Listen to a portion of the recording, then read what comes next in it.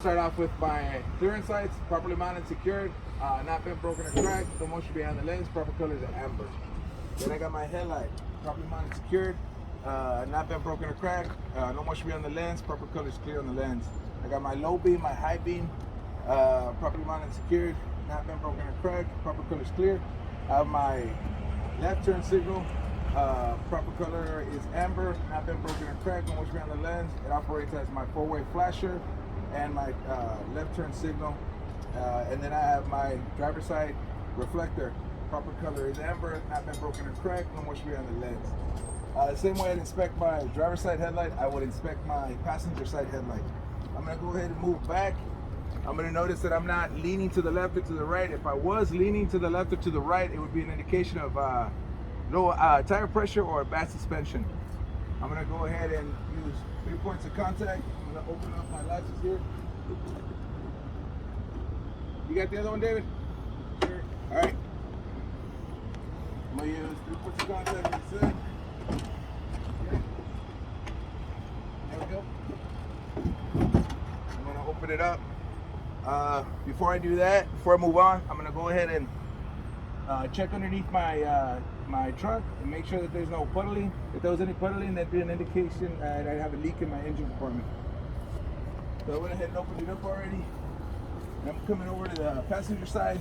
As I move on to the passenger side, the first thing I have is my alternator. It's properly mounted and secured, not been broken or cracked. All hardware is there. And then I also have my water pump, properly mounted and secured, not been broken or cracked. No visible leaks. And they're both my alternator and my water pump are belt driven. No more than 3/4 inch of free play on the belt. My alternator wiring is properly mounted and secured. No abrasions, frays, or cuts. And all hardware is there. I'm gonna move on to the driver's side. First thing I'm gonna hit on the driver's side is my electrical wiring is properly mounted and secured. It has no abrasions, frays, or cuts. And I'm gonna move on to my coolant reservoir. My coolant reservoir tank is properly mounted and secured, not been broken or cracked. I have no visible leaks. My coolant reservoir tank cap is properly mounted and secured. It is hand tightened. There is no dry rot. My coolant reservoir tank hose is properly mounted and secured on both ends. No abrasions, bulges, or cuts, and no visible leaks. I'm going to move down to my power steering reservoir, properly mounted and secured, not been broken or cracked, no visible leaks. Filter is proper level. My power steering reservoir cap is hand tightened, properly mounted and secured, and there is no dry rot. All my hoses are in place, connected on both ends, no abrasions, bulges, or cuts.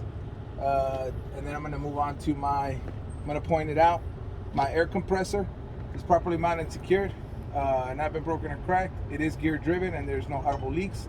My power steering pump is properly mounted and secured, not been broken or cracked. It also is gear driven and all hoses are in place on both ends. No abrasions, bulges, or cuts. Then I'm gonna go ahead and keep it with the liquids here. With the oil dipstick is properly mounted and secured. If I were to inspect my oil levels, I would take out my dipstick. I would clean it with a rag. I would reinsert it, and then I would pull it back out to check the level. If I needed to put in more oil, I would remove my engine oil reservoir here, the cap. I would fill it up, and then I would make sure that I would tighten it up. My cap is properly mounted and secured. It is hand tightened, and there is no dry rot. From there, I'm going to move on to my steering shaft. It's properly mounted and secured. It has no more than 10 degrees of free play. It has no illegal welds. It is not cracked, bent, or broken. My U-joints are properly mounted and secured. Not been broken or cracked, and they are properly greased. My shock absorber is properly mounted and secured, and my shock absorber mount is also properly mounted and secured. No visible leaks on those. My gearbox is properly mounted and secured, not been broken or cracked. No hardware missing. I'm going to go ahead and point it out here. My pitman on, my drag link, and my tie rod are properly mounted and secured, not been broken or cracked. No signs of illegal welds. All hardware's in place. I have my castle nut and my cotter pin, and they're properly mounted and secured, and the pin is in place. Then I'm going to go ahead and move on to my leaf spring mount and leaf spring. They're properly mounted and secured, not been broken or cracked. No illegal welds.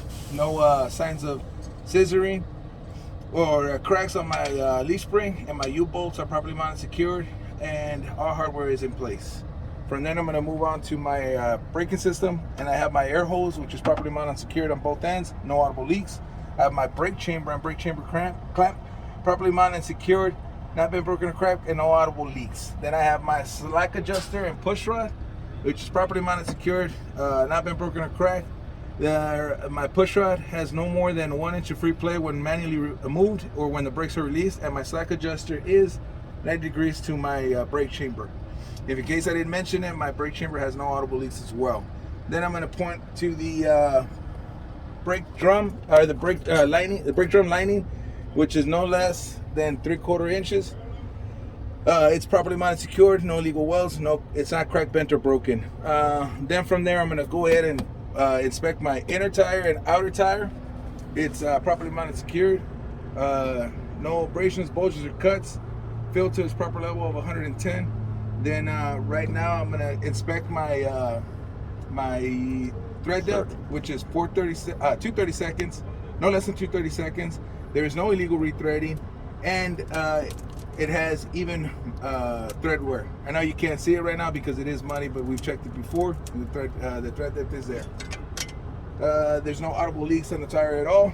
Then I'm gonna go ahead and inspect my drum. I want to point it from this side.